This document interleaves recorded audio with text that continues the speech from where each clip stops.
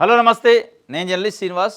ఈరోజు సాక్షి పేపర్లో చంద్రబాబు నాయుడు గారి ప్రభుత్వం, కూటమి ప్రభుత్వం ఆంధ్రప్రదేశ్లో అప్పుల కోసం అడ్డదారులు దొక్కుతుందని చెప్పి ఒక వార్త రాసింది. దాన్నే అరువు కోసం అడ్డదారులు ప్రభుత్వ రంగ సంస్థల నుంచి తెచ్చే అప్పులు నిర్దేశించిన రుణ పరిమితిలోకే వస్తాయని గతంలో కేంద్రం నిర్దేశించిన పరిమితికి మించి ఏపీఎస్బీసీఎల్ ద్వారా అప్పు ఎఫ్ఆర్బిఎం నిబంధనలు పట్టించుకొని చంద్రబాబు అప్పులు చేయడానికి రాజ్యాంగ విరుద్ధమైన మార్గాలను ఆశ్రయిస్తున్న బాబు. కేంద్రం నిర్దేశించిన పరిధిలో అప్పులైతే వడ్డీ 6 నుంచి 7%. మద్యం బాండ్ల ద్వారా అధిక వడ్డీకి అంటే 9.1% బాబు అప్పు. 5,490 కోట్ల అప్పుల్లో అరేంజర్కు 80 కోట్ల కమిషన్ అంట. ఆంధ్రప్రదేశ్ పరిస్థితి ఎక్కడికి వచ్చిందంటే అప్పు కోసం మీడియేటర్కి అంటే బ్రోకర్లకి కమిషన్ ఇచ్చి అప్పు తీసుకోవాల్సిన పరిస్థితి వచ్చింది. అది కూడా 9.15% వడ్డీ రేటుతోని 5,000 కోట్లు 5,490 కోట్లు అప్పు ఇప్పిస్తే బ్రోకర్కి 80 కోట్లు పోయినాయి. అంటే ప్రజల సొమ్ము ఏ విధంగా దుర్వినియోగం అవుతుంది అనేది, అంటే ప్రభుత్వం అప్పు తెచ్చుకోలేని పరిస్థితిలో బ్రోకర్లను పెట్టుకోవాల్సిన పరిస్థితికి వచ్చింది. పదే వికసించిపోతుంది రాష్ట్రం అంటున్నారు. ఇప్పుడు రాష్ట్రం వికసిస్తే మధ్యవర్తుల ద్వారా అప్పు తెచ్చుకోవాల్సిన పరిస్థితి ఏంది? 6-7% వడ్డీ నుంచి 9% పోవటం ఏంటి? మద్యం బాండ్లు కుదవబెట్టి తాకట్టు పెట్టి అప్పు తెచ్చుకోవాల్సిన పరిస్థితి ఏంటి? జీతాలు ఇవ్వటానికి డబ్బులు లేని పరిస్థితుల్లో 3,000 కోట్లు అప్పటికప్పుడు తెచ్చుకోవాల్సిన పరిస్థితి ఏంది అప్పు? ఈ అప్పు కోసం మళ్ళీ అడ్డదారులు చేసేదే అప్పు, మళ్ళీ దీనికోసం అడ్డదారులు. మరి దీన్ని ఎట్లా సమర్థించుకుంటారో అర్థం కావట్లే. కానీ ఇదే లాస్ట్ ప్రభుత్వం జగన్మోహన్ రెడ్డి గారి గవర్నమెంట్ ఉన్నప్పుడు 2019-24 మధ్యలో వాళ్ళ ప్రభుత్వం అప్పులు తెచ్చింది. ఆ అప్పుల్ని చంద్రబాబు నాయుడు గారిని సమర్థించే పత్రికలు, టీవీ ఛానళ్ళు అప్పు తెస్తాడు, బట్టలు నొక్కుతుండు, ప్రజలకు పంచుతుండు. ఇది తప్పు. ఆ రాష్ట్రాన్ని శ్రీలంక చేస్తాడు. మొత్తం విధ్వంసం అయింది, అప్పుల పాలైంది, దివాలా తీసింది రాష్ట్రం అని చెప్పారు. ఏం మరి దివాలా అయితే తీలే, మళ్ళీ ముఖ్యమంత్రి వచ్చిండు కదా. దివాలా తీస్తే రాష్ట్రానికి ఇంకో ముఖ్యమంత్రి ఎట్లా వస్తారు? రారు, ప్రభుత్వం ఉండదు, మొత్తం విధ్వంసం అయిపోయింది అన్నారు. మరి విధ్వంసం అప్పులతోనయ్యి శ్రీలంక అయిన తర్వాత మీరు ఇట్లా పరిపాలన మళ్ళీ అదే అప్పులతో చేస్తున్నారు. ఇప్పుడు ఏమనాలి మరి? దీన్ని సుడాన్ అనాలనా, బీహార్ అనాలనా, శ్రీలంక అనాలనా? ఇది 5 కోట్ల మంది ఆంధ్రప్రదేశ్ ప్రజల్లో చర్చించుకుంటున్నమాట. దాదాపు 2,66,000 కోట్ల రూపాయలు 18 నెలల్లో అప్పులు తీసుకొచ్చారు చంద్రబాబు నాయుడు గారు. 2,66,000 కోట్ల చేంజ్ ఉంది కేవలం 18 మంత్స్లో.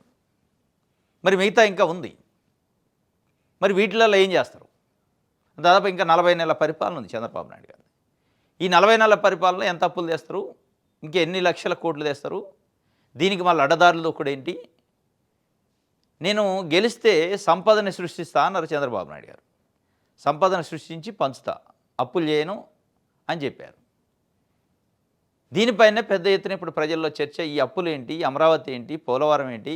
అమరావతి అప్పుల భారం అయితే మోయలేని పరిస్థితి రాష్ట్రం. రేపు రాష్ట్ర ప్రజలపైన అది అతిపెద్ద భారం అయ్యే అవకాశం ఉంది. ఎందుకంటే ఇంకో 44,000 ఎకరాల భూమిని సమీకరిస్తున్నాం, అంతర్జాతీయ స్థాయి నగరం అంటాడు. మరి అప్పుడేంటి 2014-19 మధ్యలో కూడా అదే కాదు అన్నది. మళ్ళీ కొత్త అంతర్జాతీయ నగరం ఎక్కడది అనేది ప్రజల్లో పెద్ద ఎత్తున చర్చ. ఎంత దారుణమైన విషయం అంటే అమరావతి భూ సమీకరణ విషయంలో ప్రజల్ని ఎవరైతే భూములు ఇచ్చే రైతులను కూడా అందులో భాగస్వాములు చేసి ఆ డెవలప్మెంట్ చేసిన ప్లాట్లు ఇస్తే మీరు అభివృద్ధి అవుతారు, మాకు ఇక్కడ రాజధాని వస్తుందని చెప్పి వాళ్ళని చెప్పారు. ఆ అభివృద్ధి అయ్యేది ఎప్పుడు? దానికి టైం బౌండ్ ఏంది, వాళ్ళకి భద్రత ఏంది, చట్టపరమైన సామాజిక పరమైన భద్రత ఏందంటే ఎక్కడ లేదు. ఇప్పుడు సపోజ్ అభివృద్ధి అయిద్దని 2015లో భూములు తీసుకున్నారు. ఈరోజు 2025కి వచ్చిన 10 సంవత్సరాల అభివృద్ధి కాలం వాళ్ళకి ప్లాట్ రాలే, ఏం లేదు. 3 పంటలు పండే భూములు, 2 పంటలు పండే భూములు ప్రభుత్వం తీసుకుంది. వాళ్ళకి పంట పండించుకోవడానికి భూమి లేదు, బతకడానికి బతుకు తెరువు కోసం ఆధారం లేదు. ఇది అభివృద్ధి అయితే వస్తాయి అన్నారు. అభివృద్ధి ఎప్పుడు అనేది దాంట్లో పెట్టలే. సిఆర్డీ యాక్ట్లో ఎన్ని సంవత్సరాల లోపు అభివృద్ధి చేస్తారు? ఒకవేళ అన్ని సంవత్సరాల లోపు వాళ్ళు పెట్టిన పరిమితి లోపు అభివృద్ధి చేయకపోతే చట్టపరంగా ఏమన్నా వీళ్ళకి రిలీఫ్ ఉంటుందా? భద్రత, భూములు ఇచ్చిన వాళ్ళకి చట్టపరమైన భద్రత ఏమైనా ఉందంటే ఎక్కడా లేదు. దారుణమైన పరిస్థితి. వాళ్ళ భూములు త్యాగం చేసి వాళ్ళు ఈరోజు ఆ చట్టపరమైన భద్రత కోసం ఎక్కడ కొట్లాడలేని పరిస్థితి, కోర్టుకు పోలేని పరిస్థితి.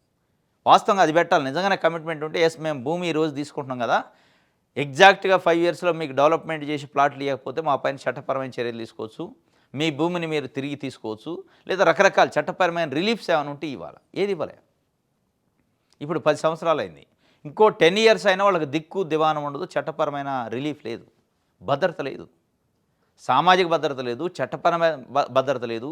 అసలు అక్కడ పర్యావరణం ఫీజిబిలిటీ, పాజిబిలిటీ సర్వే లేదు. అధ్యయనం లేదు. ఏదీ లేకుండా రాజధాని కోసం హంగామా చేసి భూములు సేకరించారు, సమీకరించారు. అది అక్కడ అడ్డగోలుగా చేస్తే ఇక్కడ అప్పులు కూడా అదే సేమ్ అడ్డగోలుగా అరువు కోసం అడ్డదారులు దొక్కుతున్నారు. ఇది సరే చంద్రబాబు నాయుడు గారు 5 సంవత్సరాలు ఉంటాడు, మళ్ళీ గెలుస్తాడా, ఓడతాడా, ఇంకొకరు ముఖ్యమంత్రి అవుతారు. Continuation process. కానీ మీరు ఈరోజు బాధ్యత లేకుండా అడ్డదారులు దొక్కి అరువు తెచ్చి అప్పులు తెచ్చి ఈ రాష్ట్రానికి మెడగడితే ఈ రాష్ట్రం ఏం కావాలి? చరిత్ర ఎట్లా క్షమిస్తుంది మిమ్మల్ని? ఇప్పుడు ముఖ్యమంత్రులు కంటిన్యూషన్ ఉండరు. ఒకళ్ళే ముఖ్యమంత్రి ఎప్పుడు ఉండరు. ముఖ్యమంత్రులు మారుతారు, ప్రభుత్వం శాశ్వతంగా ఉంటుంది. ప్రజలు ఏం కావాలి అల్టిమేట్గా? ఇప్పుడు జగన్మోహన్ రెడ్డి గారు అప్పులు చేసిండు అన్నారు, శ్రీలంక చేసిండు అన్నారు. మీరు వచ్చారు, మీరు అప్పులు చేసి మళ్ళీ మీరు చూడాలని చేస్తారు, మీరు వెళ్ళిపోతారు. మరి వాట్ నెక్స్ట్? ఆంధ్రప్రదేశ్ ప్రజల పరిస్థితి ఏంటి? ఎవరు సమాధానం చెప్పాలి దీనికి? ఇప్పుడు అమరావతి రైతులది ఎట్లయితే భూ సమీకరణ చేసి 10 సంవత్సరాలైనా ఒక రిటర్నబుల్ ప్లాట్ రాని పరిస్థితి, రిటర్నబుల్ ప్లాట్ కోసం ఇప్పటికి కూడా సిఆర్డీ ఆఫీసుల చుట్టూ తిరిగి లంచాలు ఇవ్వాల్సిన పరిస్థితి వస్తే, వాళ్ళకి చట్టబద్ధమైన భద్రత లేకపోతే, వాళ్ళు ఒక అనాథలయ్యి రోడ్లపైకి వస్తే వాళ్ళకి దిక్కు లేదు, దివానం లేదు. ఈరోజు అప్పుల పరిస్థితి కూడా అంతే. అప్పులు చేసి ఎబ్బడి ముబ్బడిగా వెళ్ళిపోతారు మీరేమో సంపన్నమైన ముఖ్యమంత్రులు అవుతారు. మీకు సంపద అంతా మీ ఇంట్లో ఉంటుంది. రాష్ట్రానికి అప్పులు అవుతాయి. ప్రజలు ఏం కావాలో సమాధానం చెప్పాల్సిన అవసరం ఈరోజు ప్రభుత్వంలో ఉన్న పెద్దలకు ఉంది. ఇది ఒక వార్త అయితే రైట్. చంద్రబాబు మరో క్రెడిట్ చోరీ అట. కానిస్టేబుల్ పోస్టుల భర్తీ తన ఖాతాలో వేసుకునేందుకు తాపాత్రయం. ఇది మరీ ఘోరం. ఆయన కానిస్టేబుల్ నియామక పత్రాలు ఇచ్చారు. ఆ నియామక పత్రాల విషయం ఆంధ్రజ్యోతిలో ఇచ్చారు, అది కూడా చెప్తా. ఇది ఎప్పుడు నోటిఫికేషన్ అంటే నవంబర్ 28, 2022 కానిస్టేబుల్ల భర్తీకి జగన్మోహన్ రెడ్డి గారు ప్రభుత్వం ఉన్నప్పుడు నోటిఫికేషన్ ఇచ్చారు. 6100 కానిస్టేబుల్ భర్తీకి. అది కోర్టు కేసుల నేపథ్యంలో డిలే అయింది. ఈలోపు ప్రభుత్వం మారింది. ప్రభుత్వం మారిన తర్వాత ఇప్పుడు నియామక పత్రాలు ఇచ్చే కార్యక్రమం వీరు తీసుకున్నారు. అంటే సొమ్ము ఒకటిదైతే సోకు ఒకటిది అయినట్టు అయింది. ఇది వాస్తవంగా నోటిఫికేషన్ అప్పటిది. చంద్రబాబు నాయుడు గారు వచ్చి 18 నెలలు దాటిపోయింది ప్రభుత్వం. ఒక నోటిఫికేషన్ ఇలా కానిస్టేబుల్ది ఎస్ఐది. కానీ నేనే నింపినని చెప్పేశారు. సింపుల్ అయిపోయా. ఇది క్రెడిట్ చోరీకి సంబంధించి రైట్. వైఎస్ జగన్పై దర్యాప్తు అవసరం లేదు, వివేక హత్య కేసులో తేల్చి చెప్పిన సిబిఐ కోర్టు. ఏ వ్యక్తి మరణించినా సమీప బంధువులకు తెలియజేయడం సహజం అని సిబిఐ కోర్టు చెప్పింది. బాబు చేతిలో పావుగా మారిన సునీత కోర్టును సైతం తప్పుదావ పట్టించే యత్నం. తన తండ్రిని అత్యంత కిరాతకంగా చంపిన దస్తగిరి దర్జాగా పట్టించుకొని సునీత. చంద్రబాబు న్యాయవాది సిద్ధార్థ లూత్రాయే హంతకుడు దస్తగిరి తరఫున వాదిస్తుంటే అర్థమేమిటి? బాబు, సునీత, ఎల్లో మీడియా అల్లినవన్నీ కట్టుకథలేని సిబిఐ కోర్టు తీర్పుతో స్పష్టంగా అర్థమవుతుంది అన్నట్టు ఒక వార్తని సాక్షి పేపర్ ఇచ్చింది. వైఎస్ జగన్ పైన దర్యాప్తు అవసరం లేదు, వైఎస్ జగన్మోహన్ రెడ్డి పైన దర్యాప్తుకి నో చెప్పింది సుప్రీంకోర్టు. ఏం దర్యాప్తు అంటే వైఎస్ వివేకానంద రెడ్డి 2019 మార్చి నెలలో హత్యకు గురైండు. హత్యకు గురైన తర్వాత ఆయన సమీప బంధువు వాళ్ళ అన్న కొడుకే కాబట్టి ముఖ్యమంత్రిగా ఉండు కాబట్టి అప్పుడు ప్రతిపక్ష నాయకుడిగా ఉండు కాబట్టి జగన్మోహన్ రెడ్డికి ఫోన్ కాల్ చేశారు చనిపోయిండు అని చెప్పి. దాన్ని వైఎస్ వివేకానంద రెడ్డి గారి గుర్తు సునీత, ఆయనకు ఫోన్ వచ్చింది కాబట్టి ఆయనే దోషి. అంటే ఫోన్ సునీత గారికి కూడా వచ్చి ఉంటుంది, మీ నాయన ఇట్లా చనిపోయారు అని చెప్పి. అంటే సునీత గారు హత్య చేసినట్టు అని సిబిఐ కోర్టు అడిగింది. సూటిగా ఒకటే లాజిక్, దీంట్లో ఏం లేదు. ఇప్పుడు సునీత గారికి వస్తుంది, జగన్మోహన్ రెడ్డి గారికి వస్తుంది, ఇంకా వాళ్ళ సమీప బంధువులు ఇంకెవరైనా ఉంటే వస్తుంది. అయితే జగన్మోహన్ రెడ్డి గారు ప్రధాన ప్రతిపక్ష నాయకుడు, రాజకీయాల్లో ఉండి వివేకానంద రెడ్డి కూడా కాబట్టి ఫస్ట్ కాల్ ఆయనకు రావచ్చు, బిడ్డకు కూడా, కూతురికి కూడా రావచ్చు, అల్లుడికి రావచ్చు, ఇంకా వేరే సమీప బంధువులకు రావచ్చు. ఫోన్ వచ్చిన దాన్ని బట్టి హత్య చేసిండు అంటే ఫోన్లు వస్తాయి అని కోర్టు అడిగింది. ఫోన్ వచ్చినంత మాత్రంలో సమీప బంధువుకు ఫోన్ రావడం పెద్ద తప్పు అన్నట్టు, దాంట్లో మర్డర్ చేసినట్టు ఎట్ట చెప్తాం, హత్య కేసులో ఉన్నట్టు ఎట్ట చెప్తాం, అది ఎంటర్టైన్ చేయము మేము, జగన్మోహన్ రెడ్డిని విచారించే అవసరం లేదు అని చెప్పి క్లారిటీ ఇచ్చింది. కానీ వైఎస్ సునీత గారు, నర్రెడ్డి సునీత అంటున్నారు వాళ్ళు, ఆమె మొత్తం ఎపిసోడ్ చూస్తే 2019 నుంచి తండ్రి హత్య జరిగిన దానిపైన తండ్రిని హత్య చేసిన హంతకుల్ని శిక్షించాలి చట్ట ప్రకారం అని ప్రయత్నం చేస్తున్నట్లేదు. తండ్రి హంతకులు ఎవరో తర్వాత కానీ నాకు టార్గెట్ ఉన్న కొంతమంది వ్యక్తులను దాంట్లో ఇరికించి వాళ్ళని ఏదో బదనాయం చేసి బురద అల్లాలనే ఒక ప్రయత్నం లెక్క కనిపిస్తుంది అనేది ఈ ఎపిసోడ్ చూస్తుంటే అర్థమైంది. ఎందుకంటే తండ్రి అంతా కూడా దస్తగిరి అని స్పష్టంగా ఆయన నేను నరికేసిన అని చెప్తుండు. ఆయనకి ఈరోజు అడ్వకేట్ సిద్ధార్థ లూద్రా గారు, చంద్రబాబు నాయుడు గారు అడ్వకేటు. ఆయన్ని పెట్టుకొని ఆయన కేసుని లీడ్ చేస్తాడు. ఆయన పైన అసలు చర్యల గురించి మీరు అడగట్లే. మాట్లాడితే వైఎస్ జగన్మోహన్ రెడ్డి, వైఎస్ అవినాష్ రెడ్డి లేదంటే వైఎస్ జగన్మోహన్ రెడ్డి కుటుంబానికి సంబంధించిన వ్యక్తులపైన మీరు ఆరోపణలు చేస్తున్నారు. అంటే మీ ఆరోపణలు చేస్తే చేయొచ్చు, మీ హక్కు. కానీ నిజంగా తండ్రిని హత్య చేసిన అంతకులను పట్టుకోవాలనే తపన ఉన్నట్టు అనిపించలే. చంద్రబాబు నాయుడు గారు లేతే తెలుగుదేశం పార్టీని మోసే మీడియా ఇచ్చిన ఒక ఎజెండాని పట్టుకొని మీరు తిరుగుతున్నట్టు అనిపిస్తుంది. వాళ్ళ ఎజెండా అయింది, చంపినోడు అవడానికి కానీ అయిపోయా చనిపోయిండు. ఇప్పుడు మాకు కావాల్సిన టార్గెట్ ఆ నింద ఎవరి మీద వేయాలి. మాకు టార్గెట్ ఉన్న జగన్మోహన్ రెడ్డి కుటుంబం పైన ఆయనతో దగ్గరగా ఉండే వ్యక్తుల పైన వేస్తే అయిపోద్ది మాకు అనే టార్గెట్ వాళ్ళది. ఆ టార్గెట్ని మీరు పెట్టుకొని పనిచేస్తున్నట్టు ఉంది తప్ప నిజంగానే మీ తండ్రిని హత్య చేసిన అంతకుని పట్టుకోవడానికి చేస్తున్నట్టు లేదు. ఇది సిబిఐ కోర్టు గుర్తించింది. సిబిఐ కోర్టు గుర్తించి మీలో ఉన్న కపటం ఏంది, మీరు దేనికోసం పోరాటం చేస్తారు, న్యాయ పోరాటం అని అర్థమయ్యి లేదు నువ్వు అవసరం లేదు అని చెప్పి చాలా క్లారిటీగా వైఎస్ జగన్ పైన దర్యాప్తుకి నో చెప్పింది సిబిఐ కోర్టు. ఇది మాజీ మంత్రి వివేకానంద రెడ్డి హత్య కేసులో చంద్రబాబు చేతిలో పావుగా మారి వైఎస్ఆర్సీపీ అధినేత వైఎస్ జగన్మోహన్ రెడ్డిపై బురద జల్లేందుకు ప్రయత్నించిన ఎల్లో మీడియా నర్రెడ్డి సునీతలకు సిబిఐ కోర్టు గట్టిగా అక్షంతలు వేసింది. వీళ్ళంతా గత కొన్నేళ్లుగా చేస్తున్నదంతా కేవలం దుష్ప్రచారమేనని, అందులో ఎంతమాత్రం వాస్తవం లేదని సిబిఐ కోర్టు తీర్పు సాక్షిగా స్పష్టమైంది. నిరాధార ఆరోపణలతో న్యాయస్థానాన్ని తప్పుదారి పట్టించాలనుకున్న కుట్రలను బెడిచికొట్టాయి. సుప్రీంకోర్టు ఆదేశాలతో వివేక హత్య కేసులో తదుపరి దర్యాప్తు కొనసాగించాలన్న పిటిషన్పై విచారణ చేపట్టిన సిబిఐ ప్రత్యేక న్యాయస్థానం విస్పష్టంగా తీర్పును వెల్లడించింది. 2 వారాల పాటు దాదాపు 20 గంటల సేపు వాదనలు విన్న సిబిఐ కోర్టు 161 పేజీల 161 పేజీల సుదీర్ఘమైన స్పష్టమైన తీర్పును వెలువరించింది. మాజీ మంత్రి వైఎస్ వివేకానంద రెడ్డి హత్య కేసులో వైఎస్ జగన్మోహన్ రెడ్డి, వైఎస్ భారతిపై అలాంటి తదుపరి దర్యాప్తు అవసరం లేదని సిబిఐ ప్రత్యేక న్యాయస్థానం తేల్చి చెప్పింది. ఏ వ్యక్తి మరణించినా అతని సమీప బంధువులకు తెలియజేయడం చాలా సహజమని, వివేక హత్య విషయం జగన్కు తెలియజేయడానికి తప్పట్టం కానీ అనుమానించడం కానీ సరికాదని కోర్టు స్పష్టం చేసింది.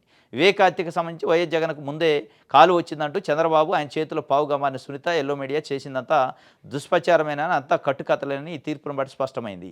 స్వయంగా కన్నతండ్రిని అత్యంత కిరాతకంగా హత్య చేసిన దస్తగిరి బయట దర్జాగా తిరుగుతుంటే ప్రశ్నించాల్సిన సునీత, చంద్రబాబు కేసులు వాదించే సుప్రీంకోర్టు న్యాయవాది లూత్రా దస్తగిరి న్యాయవాదిగా మారి వాదిస్తుంటే పట్టించుకొని సునీత చేస్తున్న ఆరోపణలన్నీ దిగజారుడు ఆరోపణలేనని సిబిఐ కోర్టు తీర్పుతో వెల్లడైంది. చంద్రబాబు చేతిలో పావుగా మారి సిబిఐ కోర్టును సైతం తప్పుదావ పట్టించేందుకు సునీత ప్రయత్నించినట్టు తీర్పును బట్టి అర్థమవుతుంది.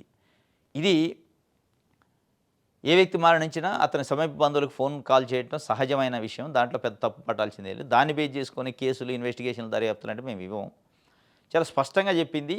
నిన్న సిబిఐ కోర్టు తీర్పుతోని ఇన్ని రోజుల నుంచి చంద్రబాబు నాయుడు గారు, ఆంధ్రజ్యోతి, ఈనాడు, టీవీ5 లాంటి, ఏబిఎన్ ఛానల్ లాంటి వీళ్ళు ప్రచారం చేస్తున్న, అంటే బాబాయిని హత్య చేసిండు అని చంద్రబాబు నాయుడు గారు కూడా పదే అంటారు. నిన్న కూడా అన్నారు రాజకీయ ముసుగులు హత్యలు చేస్తారో తప్పించుకుంటున్నారని. సిబిఐ కోర్టు ఇచ్చిన దాన్ని బట్టి చిన్న లాజిక్ అర్థం అయిపోయింది. ఏదో ఫోన్ కాల్ వచ్చింది కాబట్టి 5 గంటలకో 4 గంటలకో లేకపోతే 5:30 గంటలకో హత్య జరిగినప్పుడు ఫోన్ కాల్ వస్తుంది. ఆయనకు ఒక్కడ రావటం ఏంది, నర్రెడ్డి సునీతకు కూడా వచ్చి ఉంటుంది. అంటే సునీత హత్య చేసినట్ట, ఇక ఫోన్ కాల్ ఆ టైంలో ఎవరికి వస్తే వాళ్ళు హత్య చేసినట్టేనా అని చాలా క్లారిటీగా, లాజికల్గా చెప్పింది. అది చట్టపరంగా నిలబడదు, అది అవసరం లేదని కొట్టేసింది. మొత్తానికైతే ఇప్పటికైనా మరి జ్ఞానోదయం అయితే ఇది చెప్తున్న వాళ్ళకి చూడాలి. ఫేక్ సొసైటీతో భూ కబ్జా కుట్ర, విజయవాడలో 42 మంది పేదల ఇళ్ల కూల్చివేత, బాబు సర్కార్ అధికార దుర్వినియోగానికి పరాకాష్ట. వైఎస్ జగన్మోహన్ రెడ్డి నిన్న విజయవాడలో భవానీపురం దగ్గర జోజీ నగర్కి సంబంధించి 42 మంది ఇళ్లని నిర్దాక్షిణ్యంగా కూల్చేశారు. సుప్రీంకోర్టు ఆర్డర్ ఉంది డిసెంబర్ 30 వరకు. సుప్రీంకోర్టు ఆర్డర్ ఉన్న ఆగమేఘాలపైన ఒక 200-300 మంది పోలీసులను పెట్టి ఓవర్ నైట్లో వచ్చి ఇంట్లో పడుకున్న వాళ్ళని కూడా కనీసం లేపకుండా ఇల్లు కూల్చేశారు. ఆ ఇళ్లపైన ఈఎంఐలు ఉన్నాయి, బ్యాంకు లోన్స్ ఉన్నాయి, ఆ ఇళ్లకు పర్మిషన్స్ ఉన్నాయి, అన్నీ ఉన్నాయి. ఎక్కడ చూడలే. అంటే దీని వెనక ఒక పెద్ద కుట్ర ఉంది. ఆ భూమిని కబ్జా చేయడం కోసం ఒక సొసైటీని క్రియేట్ చేసి, ఆ సొసైటీని క్రియేషన్లో తెలుగుదేశం పార్టీకి అత్యంత సన్నిహితులైన నాయకులు ఉండి వాళ్ళు నెట్టి పరిస్థితుల్లో ఖాళీ చేయించకపోతే సుప్రీంకోర్టు ఆర్డర్ ఉందని మనం వన్స్ వదిలేస్తే ఇక అది ఆర్డర్ కంటిన్యూషన్ అవుతుంది. ఇళ్ళు ఉన్నాయి కాబట్టి అంత ఈజీగా కోర్టులు ఎంటర్టైన్ చేయవు కూల్చడానికి. అటు కూల్చేసినాం అనుకో, ఇండ్లు కూల్చి నేలమట్టం చేస్తే వాళ్ళు వెళ్ళిపోతారు, ఖాళీ అయింది. ఇంకే కోర్టు ఏం చేయలేదు అనే ఒక ఉద్దేశంతో మొత్తం అధికారాన్ని చేతిలోకి తీసుకొని పేదల పొట్టగొట్టి పెద్దలకు పెట్టినట్టుంది. పేదల నోటికాడి ముద్దన గద్దలకు వేసినట్టుంది. ఆ గద్దలు పెద్దలు ఎవరంటే తెలుగుదేశం పార్టీకి అత్యంత సన్నిహితంగా ఉండే తెలుగుదేశం పార్టీలో ముఖ్యమైన నేతలట. ఆ 42 మంది ఇల్లు కట్టుకున్న జాగాని కబ్జా చేసి అదొక కమర్షియల్ కాంప్లెక్స్ కట్టాలనే ఒక ఉద్దేశంతో ఒక ఫేక్ సొసైటీని క్రియేట్ చేశారని సాక్షి పేపర్ ఒక వార్త రాసింది. ఆ ఫేక్ సొసైటీ పేరుతోని పేదల నోటికాడి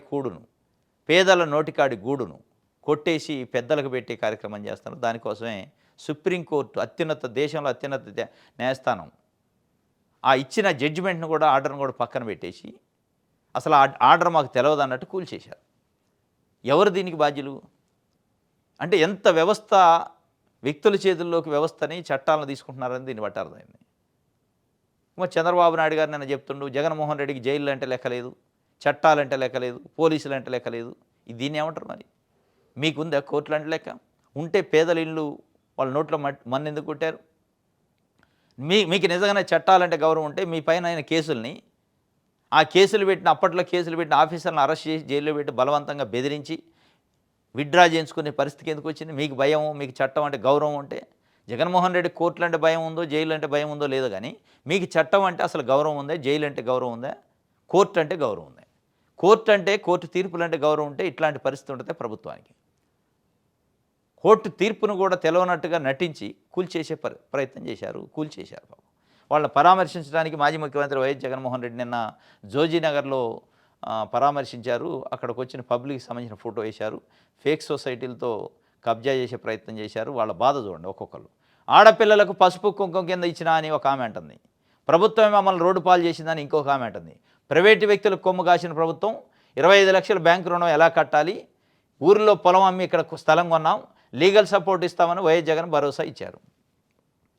వాళ్ళ ఆవేదన చూడండి. కళ్ళ ముందు ఇల్లు అంటే ఆశతోని కట్టుకున్న ఇల్లు కళ్ళ ముందు ఆవిరైపోతుంటే ఎంత బాధ ఉంటుంది?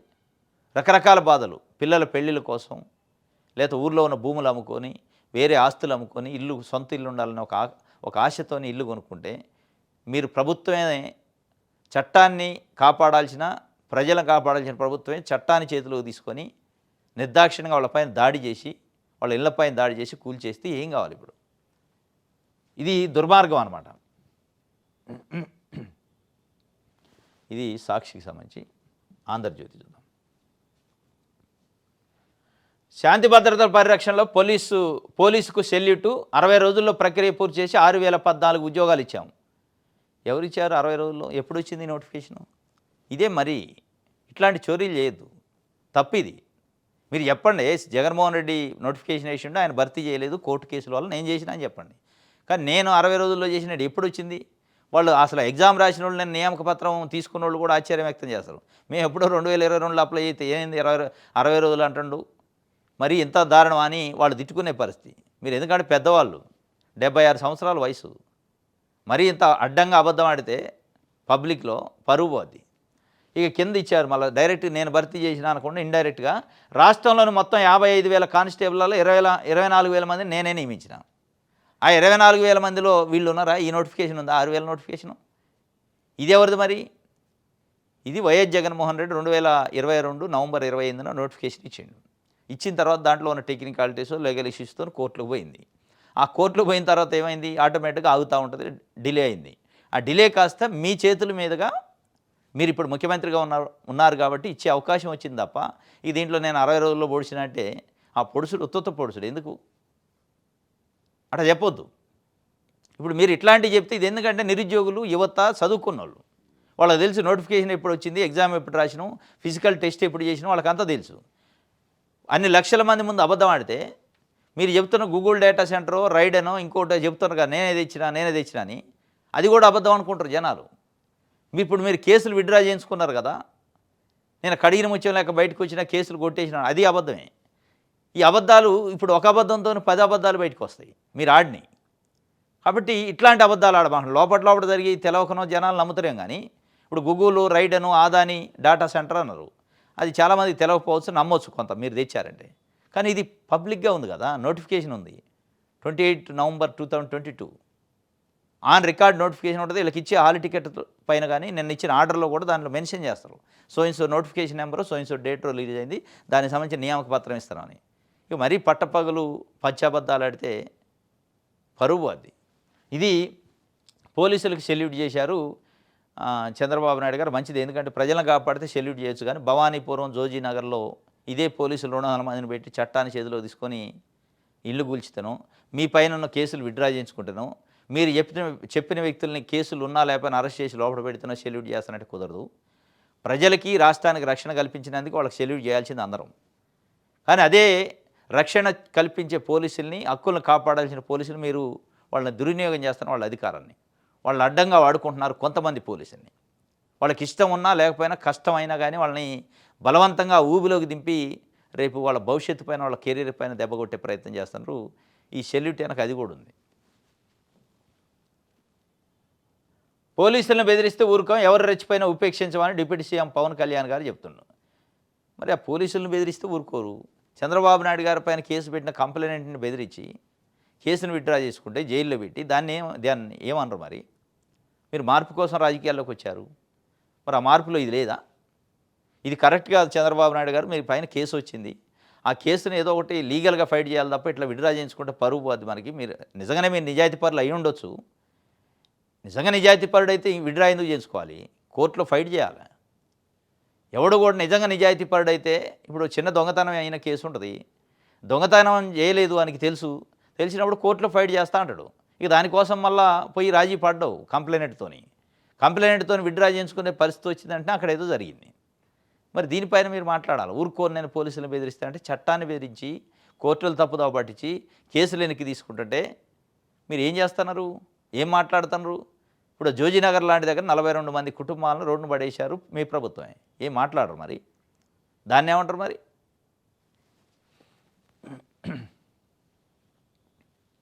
రైట్, ఇది ఆంధ్రజ్యోతికి సంబంధించి ఆంధ్రప్రదేశ్ రాజకీయ ముసుగులో నేతల నేరాలు పోలీసింగ్లోనో పీపీపీ తెస్తారట. పీపీపీ అంటే ఇది ప్రైవేట్ పరం కాదులే, ఇది ఒకటి ప్రిడిక్టివ్ ప్రివెంటివ్ ప్రొటెక్ట్ అట. పోలీసులను పీపీపీలోకి తెస్తే మంచిదేలే, కానీ రాజకీయ ముసుగులో నేతలు నేరాలు చేస్తారు, ఆ నేరాలను మళ్ళీ విత్డ్రా చేసుకుంటారు. ఇప్పుడు అది కాదా కర్మ? రాజకీయ ముసుగులో మీ పైన కూడా కేసులు అయినాయి. అవి రాజకీయ ముసుగులు అయినాయా లేదా ప్రతిపక్షాలు అప్పుడున్న అధికార పక్షం బలవంతంగా కేసు పెట్టిందా, అక్రమ కేసా అనేది కోర్టు చెప్పాలి, మనం ఎవరు చెప్తే కాదు. మీకు అక్రమ కేసులకు కనపడింది, అప్పుడున్న ప్రభుత్వానికి మంచి కేసులకు కనపడింది. ఈ రెండు ఏది కరెక్ట్ అనేది కోర్టు డిసైడ్ చేసి, కోర్టు మిమ్మల్ని ఎవిక్ట్ చేస్తే, అందులోంచి తీసేస్తే, ఎస్ మీరు నిర్దోషులు, ల్యాక్ ఆఫ్ ఎవిడెన్స్ ఉంది, ఇది ఫాల్స్ కేసు అని కొట్టేస్తే అప్పుడు మీరు కడిగిన ముత్యం, మీరు నేరాలు చేయనట్టు. మీరు విత్డ్రా చేయించుకొని కంప్లైంట్తోని రాజీ చేయించుకునే ప్రయత్నం చేస్తే అది తప్పు కదా. ఇప్పుడు సేమ్ అది రాజకీయ ముసుగులో నేతలు నేరాలు చేస్తారా, నేరాలను మళ్ళీ విత్డ్రా చేయించుకునే పరిస్థితి అదే అధికారాన్ని అడ్డం పెట్టుకొని చేస్తూ ఉన్నారు.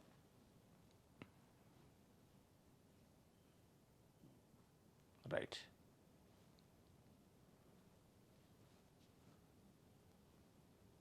విషయాలు అందరూ చూద్దాం.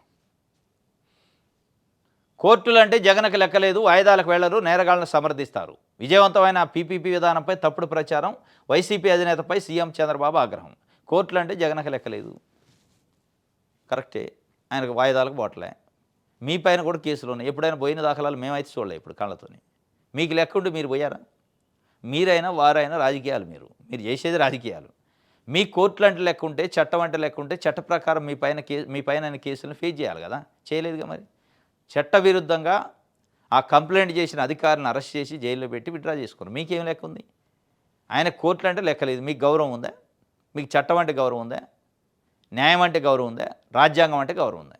ఉంటే మీ పైన ఉన్న కేసులని మీకున్న సీనియారిటీకి మీరు అయిన ముఖ్యమంత్రి 4 సార్లు ముఖ్యమంత్రి అయిన దానికి అసలు వాస్తవంగా నేను నిజాయితీ పరుణ్ణి, నేను కోర్టులో తేల్చుకుంటాను అలా నిజం కమిట్మెంట్ చిత్తశుద్ధి ఉంటే, మీరు తప్పు చేయకపోతే, మీరు అసలు తప్పు చేశారో లేదు మనకు తెలియదు, కానీ ఈ కేసు విత్డ్రా చేసుకోవడంతోనే మీరు లెక్కలేనితనమైంది. చట్టం అంటే లెక్కలేదు, కోర్టు అంటే లెక్కలేదు అనేది వచ్చేసింది. ఇప్పుడు ఆయన్ని మీరు అంటున్నారు, కానీ మీకు కూడా లెక్కలేనట్టే ఉంది. లెక్క ఉంటే ఎందుకు విత్డ్రా చేసుకుంటారు? రైట్, ఇది ఈరోజు నేషనల్ రేపు తాజా వార్తలతో తిరిగి కలుసుకుందాం. Thank you.